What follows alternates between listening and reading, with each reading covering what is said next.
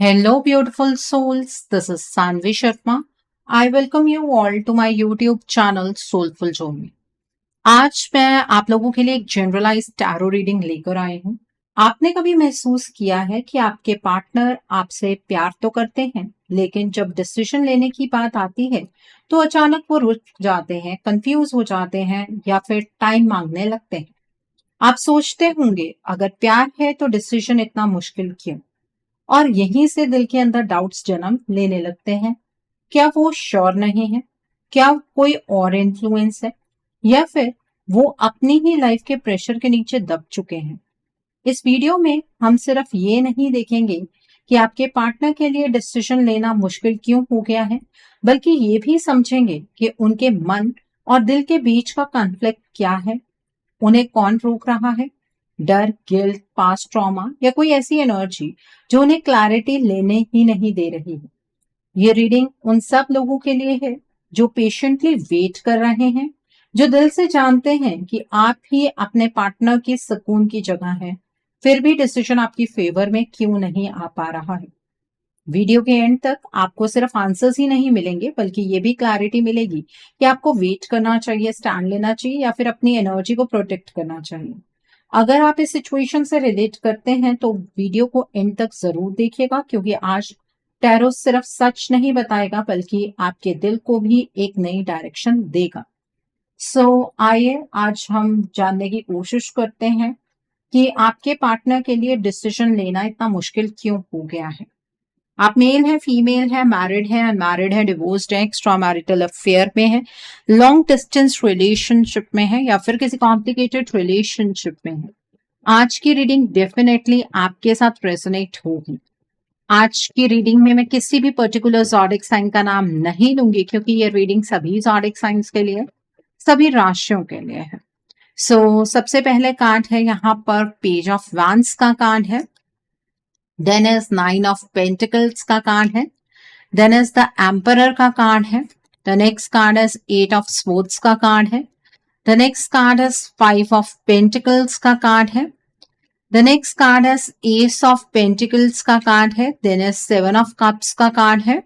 The next card over here is night of pentacles का card है। Then is the magician का card है।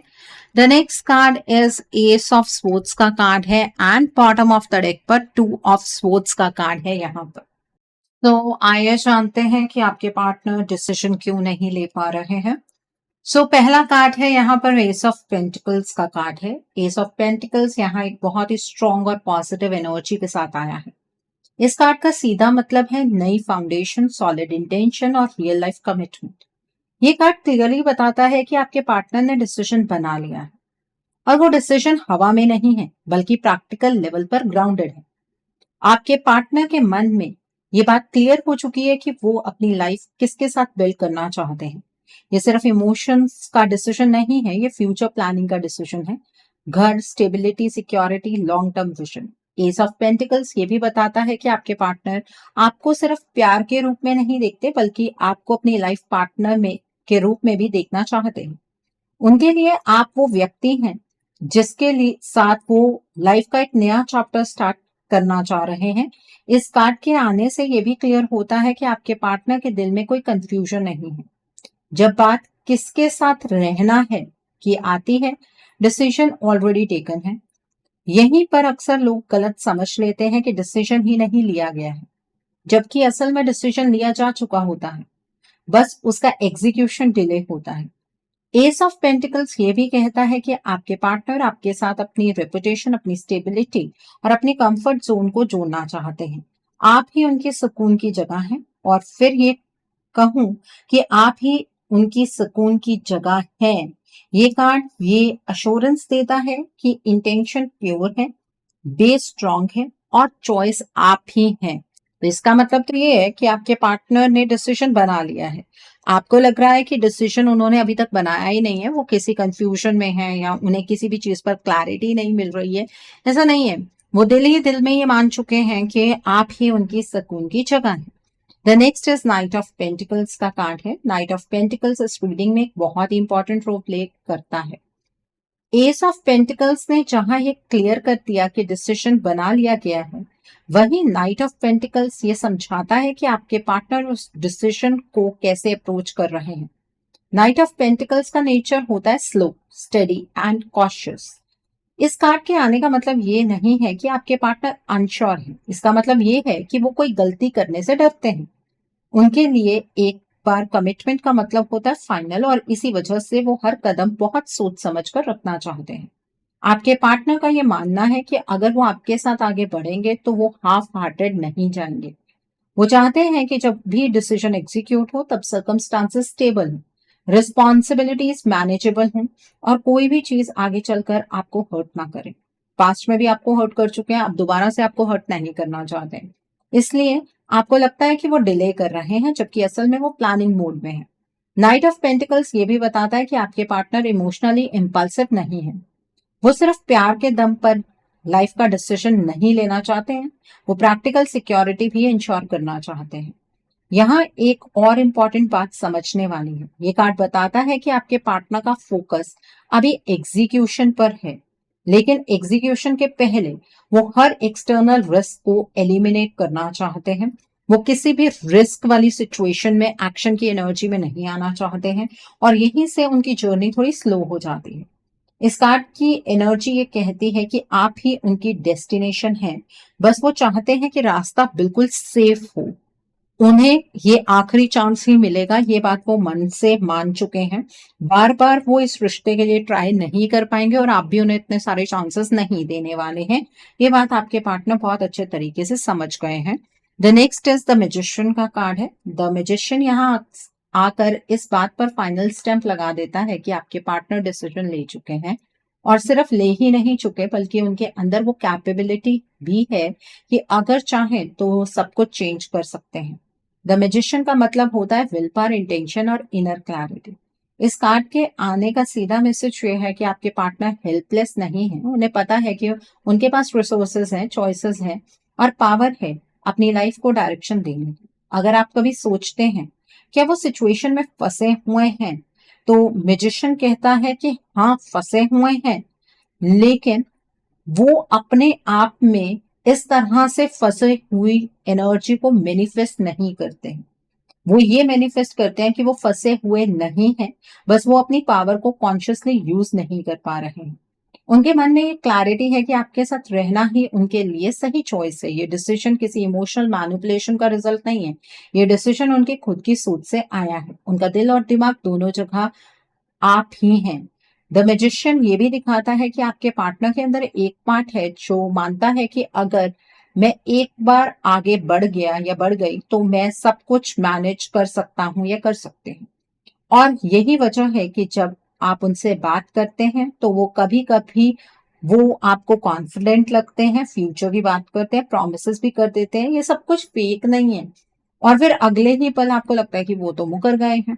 बस प्रॉब्लम यहां से स्टार्ट होती है जहां उनकी ये मैजिशियन एनर्जी बाहर की इंटरफेरेंस से धीरे धीरे वीक हो जाती है, और वहीं से एग्जीक्यूशन रुकने लगता है।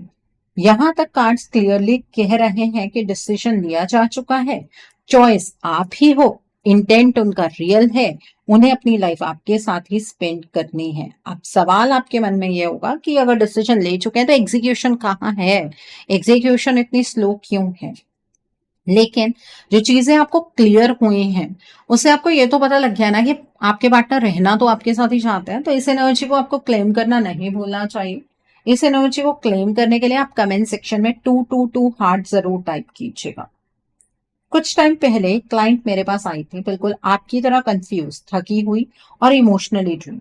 उसका भी यही सवाल था, डिसीजन लिया हुआ लगता है, फिर भी मेरा पार्टनर आगे क्यों नहीं बढ़ रहा है।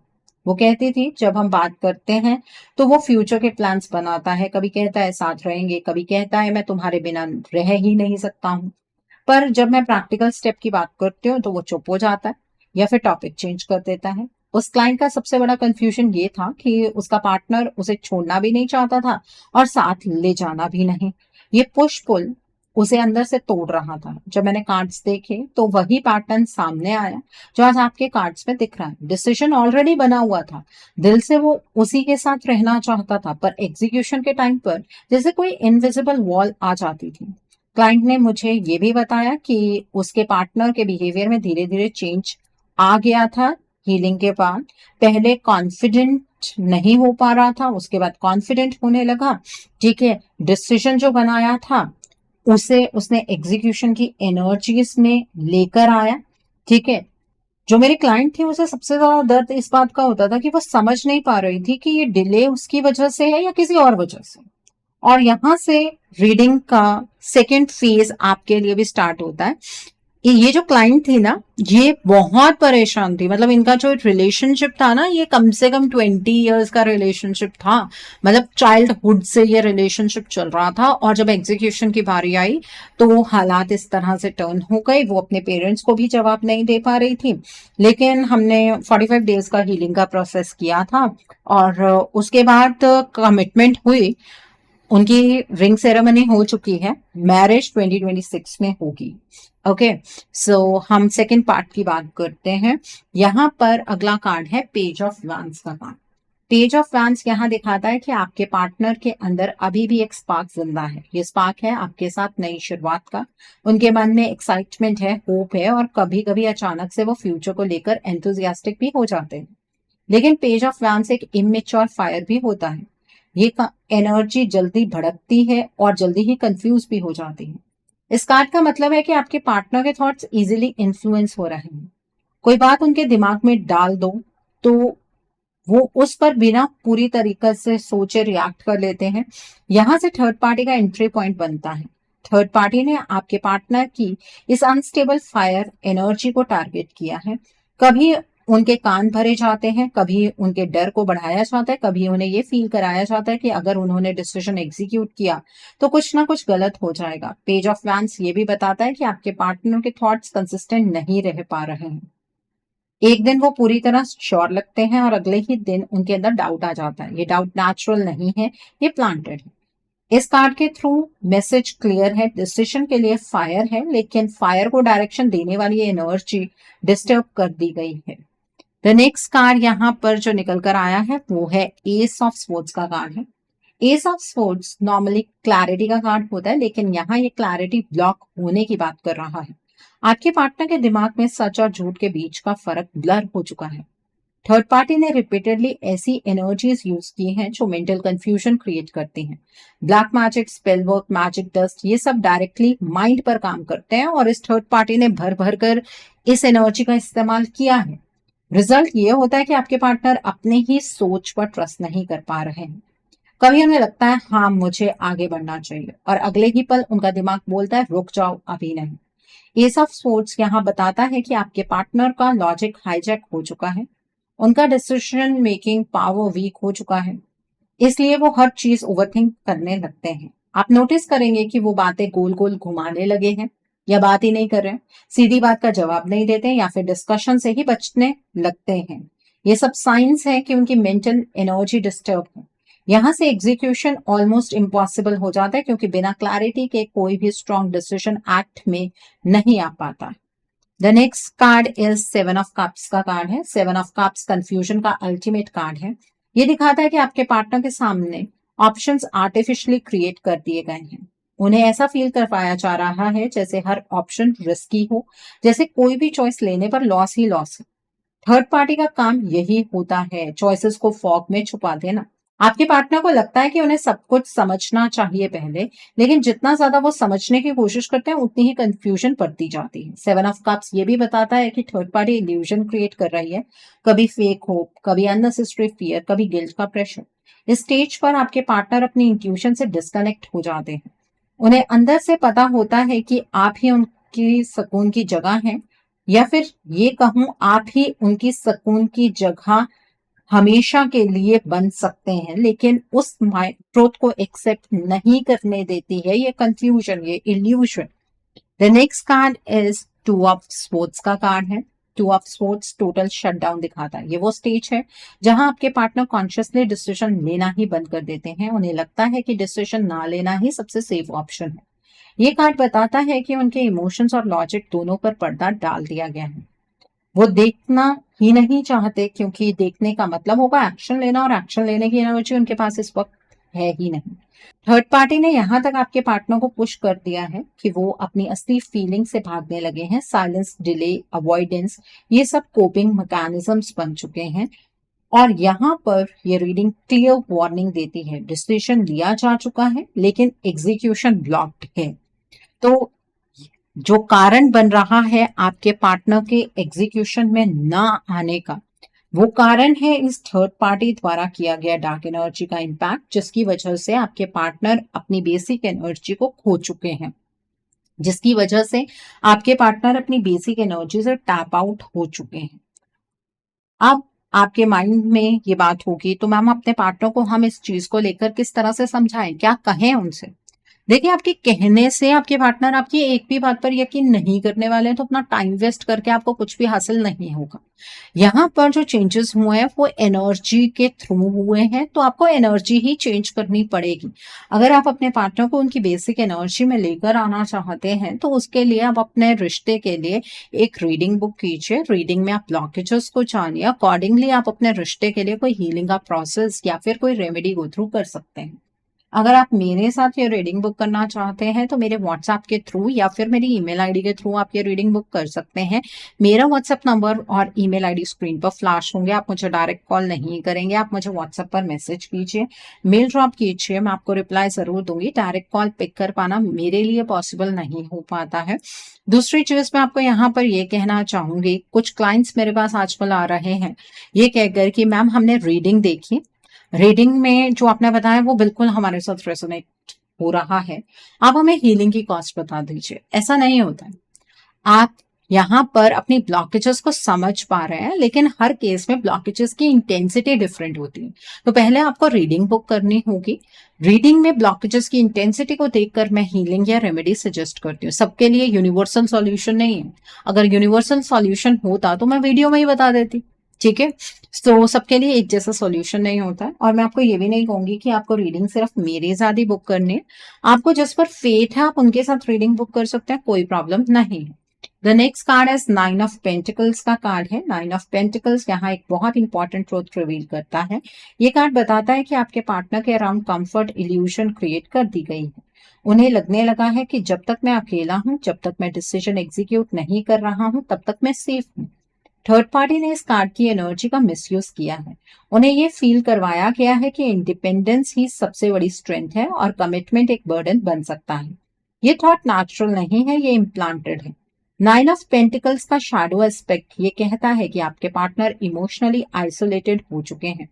बाहर से वो स्टेबल दिखते हैं, लेकिन अंदर से उनका इमोशनल सपोर्ट सिस्टम कोलैप्स हो रहा है। स्टेज पर आपको लगता है कि वो सेल्फिश हो गए हैं, सिर्फ अपने कंफर्ट के बारे में सोच रहे हैं, लेकिन असल में ये उनकी असली पर्सनालिटी नहीं है। ये वो वर्जन है जो थर्ड पार्टी ने एनर्जी मैनिपुलेशन के थ्रू क्रिएट किया है।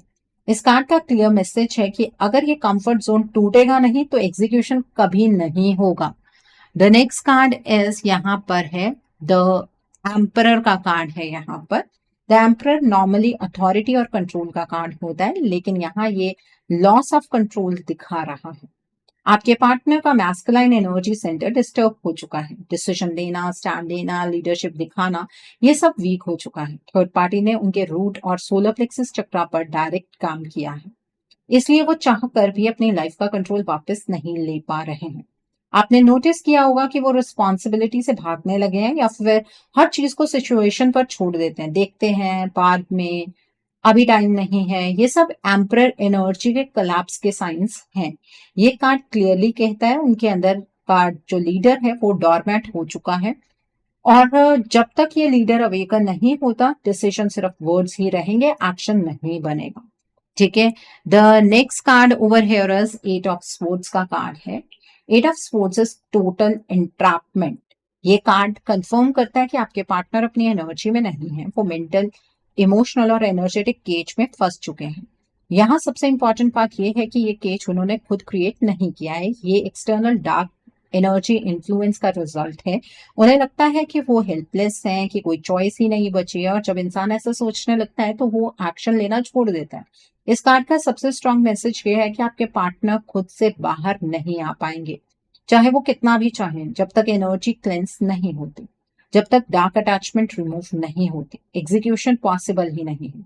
यहाँ सेल्फ हीलिंग का काम नहीं चलेगा, यहाँ डायरेक्ट इंटरवेंशन चाहिए।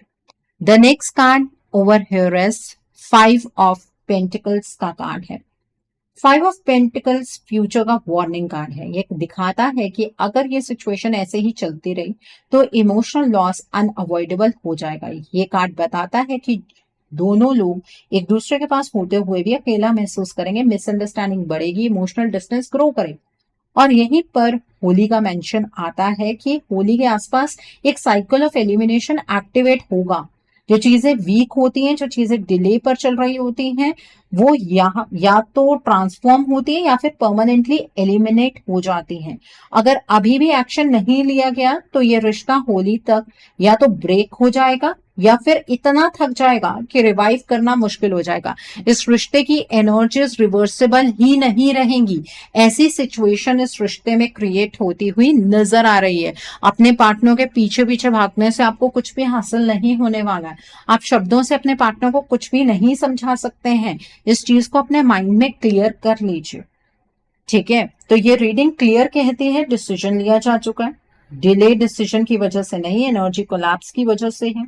और सच ये है कि आपके पार्टनर अपनी एनर्जी में अपने आप वापस नहीं आ पाएंगे। यहाँ वेटिंग का टाइम खत्म हो चुका है। अगर आप चाहते हैं कि डिसीजन सिर्फ बात ना रहे बल्कि रियलिटी बने तो आपको एक्शन लेना होगा। Dark energy removal, attachment cut, energy restoration, ये सब जरूरी है। क्योंकि अगर अब भी आपने कहा कि देखते हैं या ये सोचा कि बाद में देख लेंगे, देखते हैं फ्यूचर में क्या होगा, तो होली के बाद सिर्फ रिग्रेट बचेगा। अगर आप इस रीडिंग से रिलेट करते हैं तो इस मैसेज को इग्नोर मत कीजिएगा। कभी कभी यूनिवर्स वार्निंग देते हैं ताकि चीजों को बचाया जा सके, खत्म करने के लिए नहीं। ओके, सो आई होप आपको बहुत सारी चीजें क्लियर हो गई होंगी। अब हम कुछ मैसेजेस पिक करेंगे आपके पार्टनर की तरफ से आपके लिए। आइए जानते हैं कि आपके पार्टनर आपको क्या मैसेजेस देना चाहते हैं। आइए समझने की कोशिश करते हैं कि आपके पार्टनर की तरफ से आपके लिए क्या मैसेजेस हैं। आइए जानने की कोशिश करते हैं। पहला मैसेज है, let's forget the past and start a new journey. आपके पार्टनर पुरानी चीजों को भुलाकर एक नई जर्नी आपके साथ स्टार्ट करना चाहते हैं।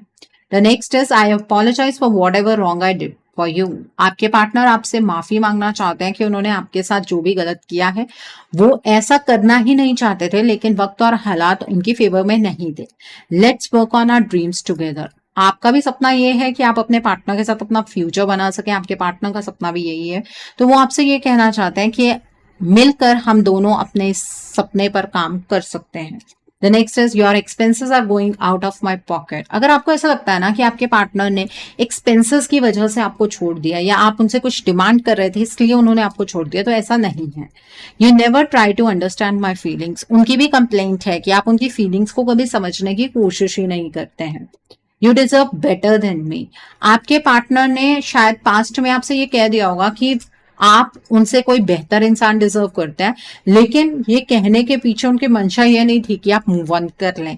वो आपको यहाँ पर क्लैरिटी दे रहे हैं कि वक्त और हालातों की वजह से उन्होंने ये चीजें आपसे कही थी। I feel guilty for doubting on you. आपके पार्टनर ने शायद आपके ऊपर कहीं डाउट किया है, वो उस चीज को लेकर बहुत गिल्टी है। The next is, leaving you hurts me too but it was the needed. आपके पार्टनर आपसे ये कहना चाहते हैं कि आपको छोड़कर जाना उनके लिए भी आसान नहीं था, लेकिन उस वक्त की ये जरूरत थी। अगर वो ऐसा ना करते तो आप उन्हें छोड़कर चले जाते और फिर रिश्ता बच सकता है, इस चीज की प्रोबेबिलिटी खत्म हो जाती। I still remember the day we met first. आपके पार्टनर को आज भी वो दिन बहुत अच्छे तरीके से याद है जब आप दोनों एक दूसरे से पहली बार मिले थे। I feel the same for you. जैसे आपके पार्टनर की फीलिंग्स आपके लिए पहले थी, आज भी वो फीलिंग्स वैसी ही हैं। ओके, सो आई होप आपको आपके पार्टनर की तरफ से मैसेजेस बिल्कुल क्लियर हो गए होंगे। आइए अब हम जानते हैं कि डिवाइन आपको आपके रिश्ते के लिए क्या गाइडेंस देना चाहते हैं। डिवाइन ने वैसे तो एनर्जी में काफी गाइडेंस दे दी है आपको, लेकिन फिर भी ओवरऑल गाइडेंस जान लेते हैं कि इस रिश्ते के लिए डिवाइन आपको क्या गाइडेंस देना चाहते हैं। डिवाइन की तरफ से क्या गाइडेंस है आपके लिए, आइए जानने की कोशिश करते हैं। सो पहले है साइकिल का कार्ड है, द नेक्स्ट कार्ड है स्पिरिट का कार्ड है, the next card is events का कार्ड है, the next card over here is energy का कार्ड है, and bottom of the deck पर स्पिरिट का कार्ड है।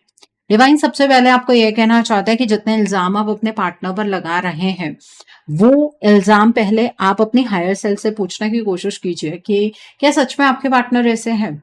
क्या सच में आपके पार्टनर आपको इतने बुरे तरीके से हर्ट कर सकते हैं? क्या सच में जितने इल्जाम आपने लगाए हैं, आपके पार्टनर उस तरीके की पर्सनालिटी रखते हैं? आपकी इंट्यूशन आपको सही जवाब देगी, तो अपनी इंट्यूशन से पहले तो कनेक्ट कीजिए। दूसरी चीज ये है, डिवाइन आपको एक बहुत क्लियर गाइडेंस दे रहे हैं कि आपके रिश्ते की जो फर्टिलिटी है वो खत्म होती चली जा रही है। वक्त के साथ आपका रिश्ता इनफर्टाइल होता चला जा रहा है। आपको अपनी एनर्जी बदलने की जरूरत है। आपको सरेंडरिंग मोड से निकलकर अपने रिश्ते के लिए प्लानिंग और एक्शन की एनर्जी में आना होगा। अगर आप इस एनर्जी में नहीं आएंगे तो 3D में आपके पार्टनर इस थर्ड पार्टी को कमिटमेंट दे देंगे। इस चीज के चांसेस बहुत शार्पली बनते चले जा रहे हैं। द नेक्स्ट थिंग यहाँ पर ये है कि अब आप प्लानिंग और एक्शन की एनर्जी में कैसे आए, ये सवाल आपके मन में होगा।